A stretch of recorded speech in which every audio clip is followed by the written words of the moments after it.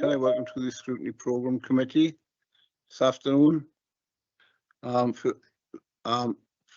can I ask for apologies for absence, please? Agenda item 1. Thank you, Vice Chair. We have apologies from Councillor Peter Black, Sarah Keaton and Elizabeth Lee. Okay, thank you very much. Can I secondly then welcome Councillor Adam Davis to the meeting today, new member on the Scrutiny Programme Committee.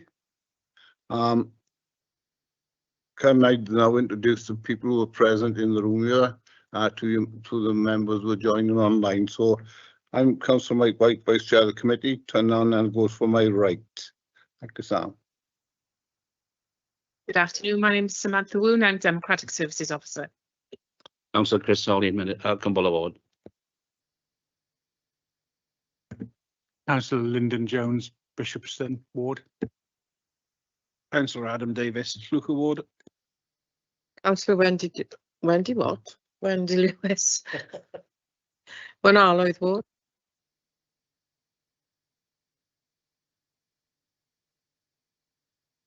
Councillor Elliot King, Cabinet Member for Culture, Human Rights and Equalities. Councillor David Hopkins, Joint Deputy Leader. Thank you very much indeed. Bridge Medhalf, member of the Scrutiny team. Thank you. Can we move on into item 3, please? For the provision of whip votes and declaration of party whip. Oh, sorry, declarations of interest, please. Any declaration of interest? Francesca's indicating. Francesca?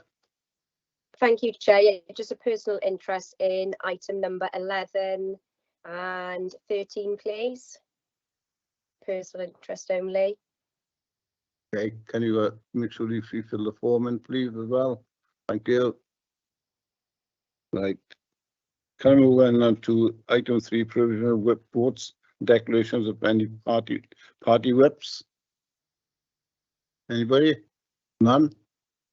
Right, agenda item 4 is to approve this and sign the minutes of the previous meetings as the correct record. So you go to page 1, page 2, page 3, page 4, page 5, page 6, 7. Can have somebody to the true record? Yes. Right. Thank you. Thank you. Thank you very much indeed. And then on to the other meeting which you held, which is on page 10, is the to elect the chairman of the year 23-24. That is page 7. Can somebody do that? Thank you. Number 5 is the public questions. Have we had any public questions in Bridge? No public questions, Chair. Thank you. Can I move on into item 6, which is the role of the Scrutiny Programme Committee? Can I perhaps spend a little bit of time? This will benefit for us to all be. This is the first one this year, just to sort of go through the areas, and of course the new members as well. Present. As I say, this is the first meeting. It's important that we know obviously the procedure of this committee. Okay. And since the AGM, the committee is now in membership of 10. It's more than previous, and there's been changes to the membership. Also on the committee includes the statutory education cooperatives, as explained within section 3 of the report on page 10. So the committee is responsible for managing all scrutiny activities in the council's for a single work programme. That's going to be subject to when we move further on the agenda and discussions with later on item 9. Work is carried out with the committee with delegated as well, so the committee itself will have a plan of work for the established panels and working groups to examine specific topics on or issues that concern the engagement of all non-executive councillors in the scrutiny process regardless of committee membership. And also the membership of the panels, the working groups, as well as the known appointment of the lead councillor, which is known on the committees as a convener, and the committee will determine the appointment of the convener. This is set out in appendix section 4. The committee will also monitor the agreed activities and outcomes to ensure the work programme is being delivered effectively in accordance with the committee's wishes. The terms of reference are included in the papers for information on page 14 and 16.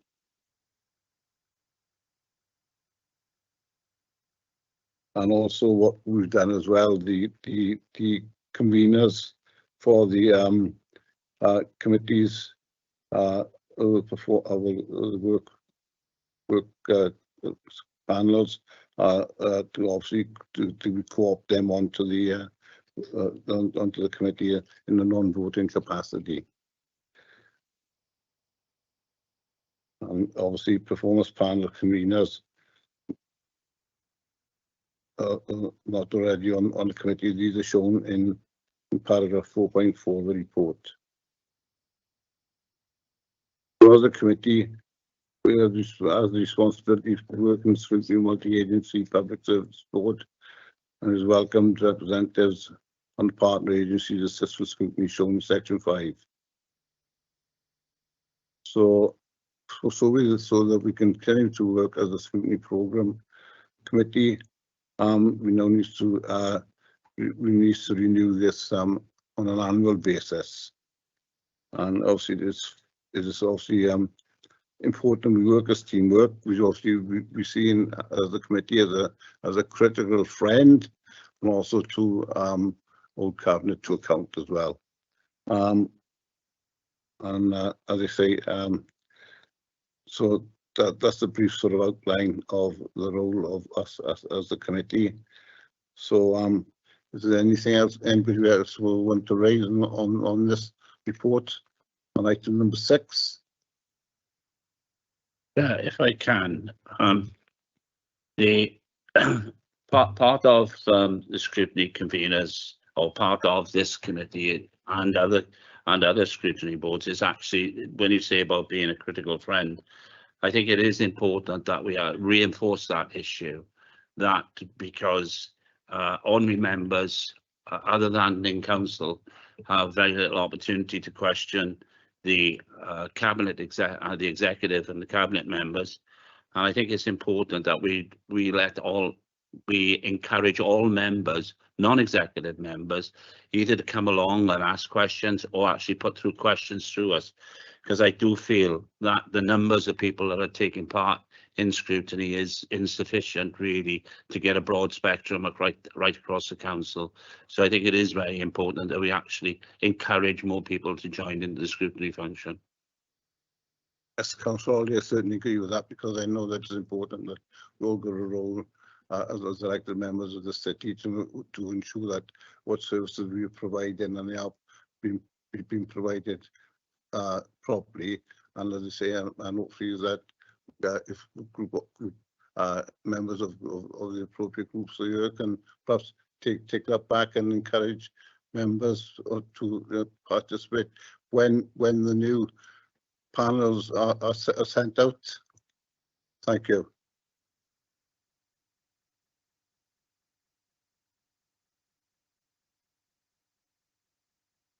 Can we formally then agree that this item? Yes. Thank you. I'm not a member of the chair, I'm a voting member. Can somebody? Yeah. When Councillor Lewis? Yes. Yes, you are. Yeah. Councillor Davis.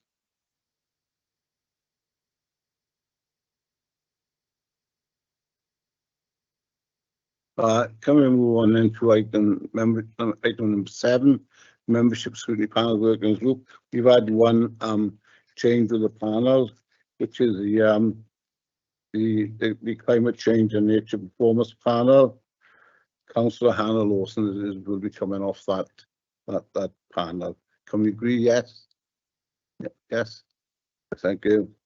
And also to note that Councillor Rebecca Fogarty have left this committee as well, as she's now been appointed as a chair of the new committee as well. Okay. Thank you.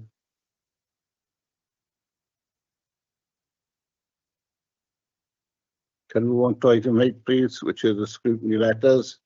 These are for information, and also as a set out within the scrutiny letters. These are obviously sent to cabinet members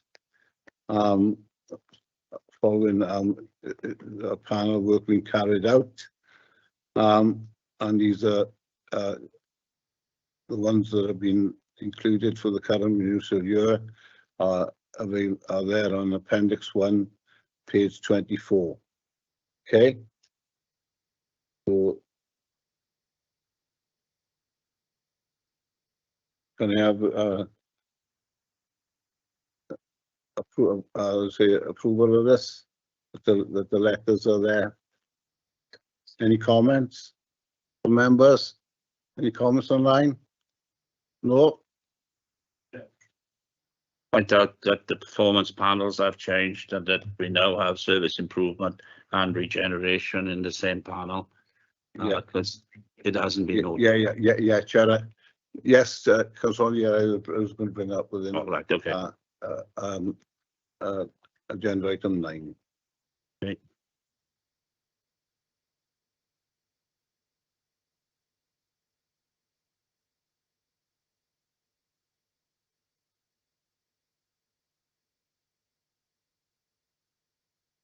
And then move on to agenda item 9 then. Children Youth Program 2022-23.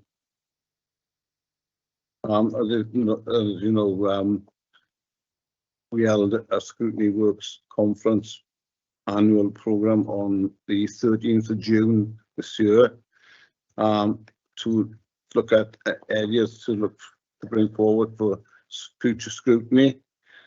These are obviously this is attached at page 39 of the report, and as I say, we have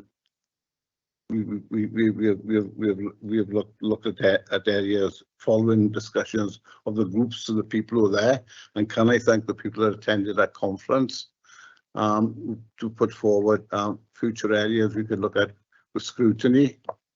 And I'd also like to thank Bridge and his team for putting the event on for us and providing relevant documentation on panels that were obviously looked at in 2022 and the new programs and ideas that we could possibly look at for this year, 2023, 2024. The papers are attached to page 51 of the conference, and also from the suggestions from the member feedback from that conference work as well. The draft programme report is in outlined both section 4 on page 43 and appendix 3 on page 85, which are the topics we looked at to look forward for the committees. As I say, the committees, which are the inquiry panel, it's been agreed that the antisocial behaviour one will keep on going on until its conclusion around September time, and also that we would bring on board then, and once that's completed, the community assets, and then we would probably have a follow-up with the procurement panel that was carried out last year as well. In regards to the working groups, the light touch one-off committees that we look at, we used to have 6 committees on this.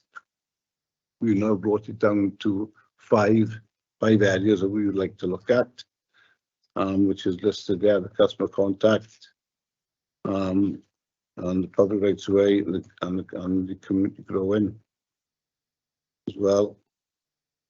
They will be looked at first, so we can start the process going for the for the program for this year. And as I say, we then got the performance panels, which are the service improvement panel, which is the new panel now, which Councillor Holly has indicated two will be one new panel. So that will be every 4 weeks. That will be now called the Service Improvement, Regeneration and Finance Scrutiny Panel. And those are the areas which it would be the specific issues regarding the way the panel works, which are there. And also this committee, for our work program, as I say, there's a list of areas there which we're looking at within the annual reports areas, and also the question and answer sessions, which we will have as well. And also we will look to ask cabinet members to come to the committee as well throughout the year. So that's the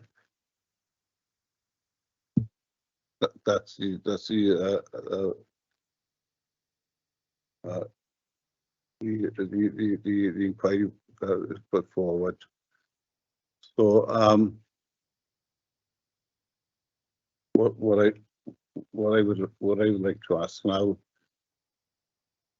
is that we can if we can have those panels agreed, so we can ask Bridge to move forward to put provisions in place to set these panels up.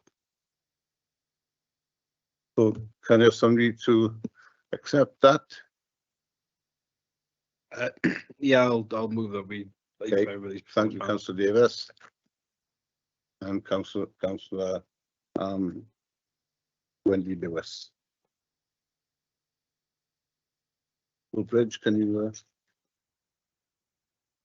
ensure that we yes. Okay. Can we move on into item 10, which is on page 9, in the report on page 99, which is the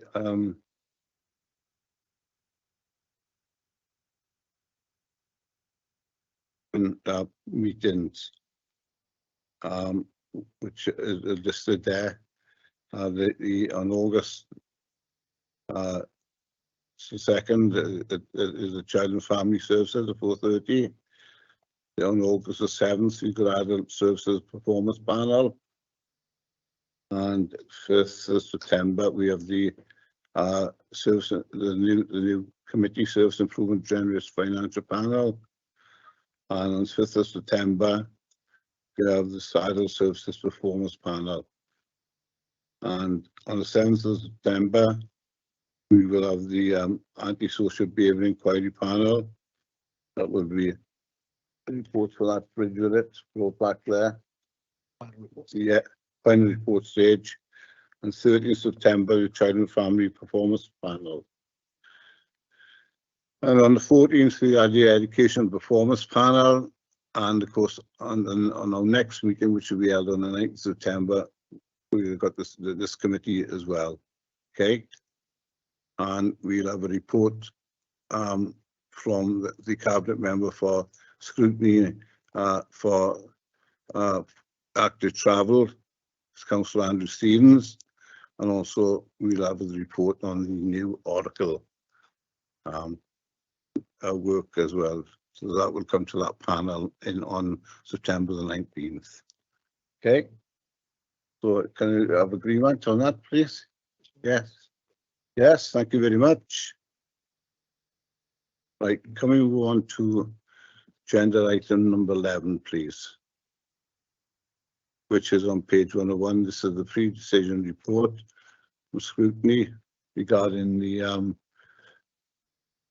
FPR7 report, the redevelopment of 227-228 Oxford Street Community Hub project. Yeah, can I intercede here because I think this is part of this pre-decision of scrutiny is to be a critical friend. And whilst quite a lot of this report we cannot discuss because it's going into camera for various reasons, I think there is a very important issue that we need to talk about. Forget about anything else. It's actually, are we doing the right thing? The reason I ask this, and I hope the committee can ask this question of the cabinet. We have since we purchased the lease and the ground and the building at 278 Oxford Street, we've also purchased the Debenham store in the Quadrant. And we must ask ourselves, are we doing the right thing in actually converting this particular building? When you consider that it is some way from a regular parking spot, and it is some way from a bus stop, whereas the store in Debenhams is in the Quadrant, it is right alongside our bus station, and it also has a car park. There were, when we moved the original library from Alexandra Road and we put it in the Civic Centre, there were complaints about buses, yet there were buses that stopped virtually outside the Civic Centre when that conversion was done. But now we move into a building where the bus stop is a considerable way away. Now, you know, as we're getting older and people are getting older who use the library, maybe not the numbers that used to, walking with carrying books or whatever back and forth the library could become a bit horrendous. So I think as a critical friend of the cabinet, as a critical friend, we should ask that question, whether that has been considered. And that decision, regardless of any other decision, I think Cabinet should consider whether or not, now that we have purchased the site in Debenhams, that a redevelopment there not only would help footfall in the Quadrant, but also a number of other issues. And one of those issues, as I pointed out about the bus station, we as a council want to actually improve and we want to encourage public transport. And I see this as a critical part of that. When we have this establishment that could be put into Debenhams, it would make a significant difference and actually encourage people to use it. Now, I do not have a vote in this meeting. I am a seconded member because I'm the convener of the panel of finance and regen. But I hope members appreciate what I'm saying here is that we do need to act in that particular fashion as a critical friend and say to Cabinet, are you right to make this decision when we have a premises which could and might be a far better fit? Thank you, Mayor.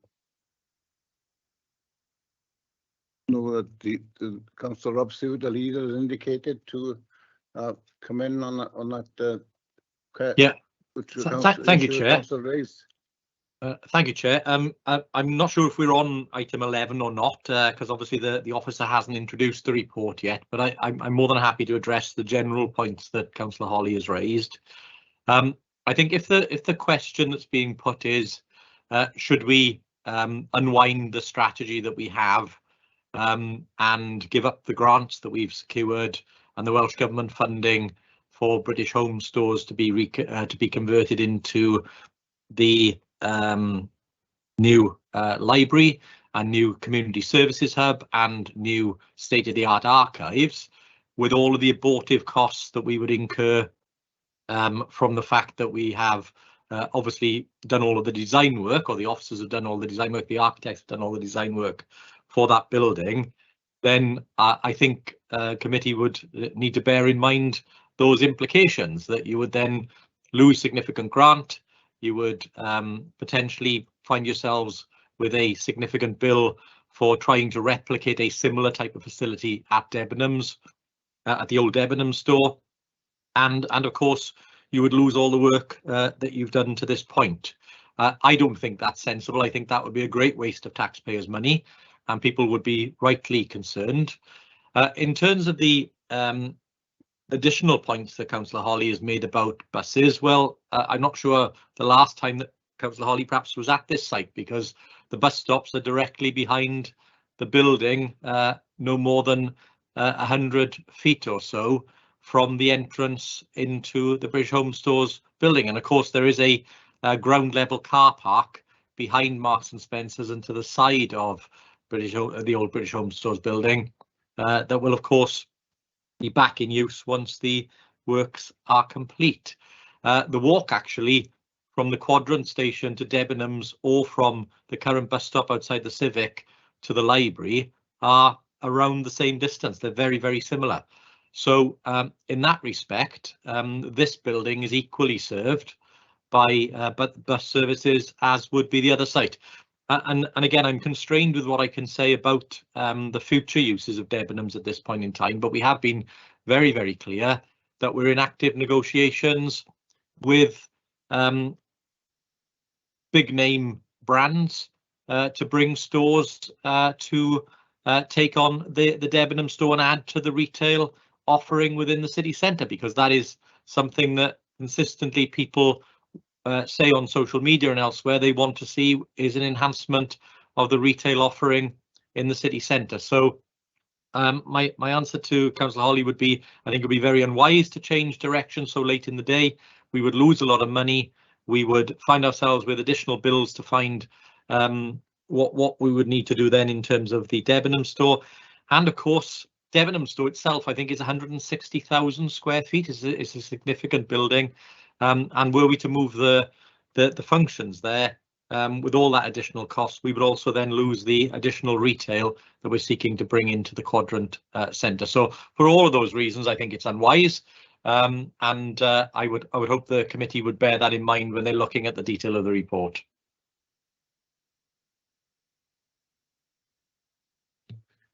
Thank you, Chair. Just to move the agenda along, really, the item 11 is simply a short covering report which provides some background advice about the pre-decision process.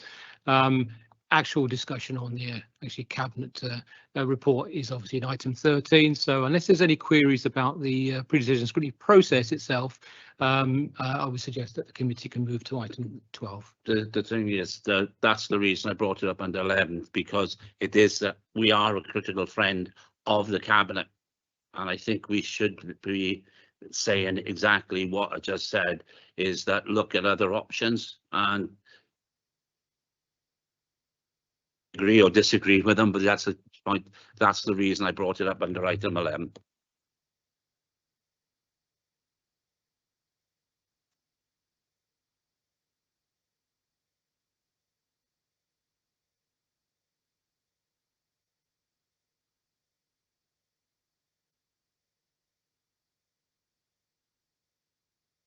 Whilst I agree it's got to go into closed session, I have asked the legal officer and the chief executive that we have a discussion at some time in the future about how we operate with these type of exclusions to the public.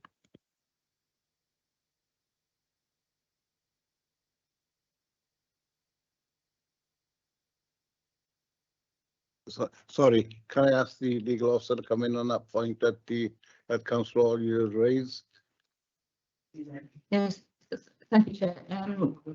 This report has already been published as part of the agenda for Cabinet on the 20th on Thursday. It is an exempt report. It can only be considered as part of pre-decision scrutiny as an exempt report. It can't be discussed in the public domain. I understand why Councillor Holly has raised points as part of agenda item number 11, because obviously we're still in the public domain and he's making those points in open session. However, to discuss the report proper, we have to go into closed session, and you know, if committee is not prepared to go into closed session, then it can't have pre-decision scrutiny. It would have to pull this item from the agenda today.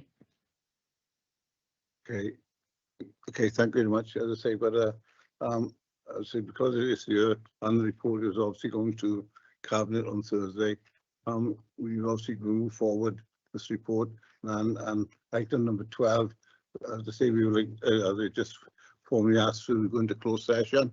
So Sam, can I ask you to stop recording, please? Do take the picture.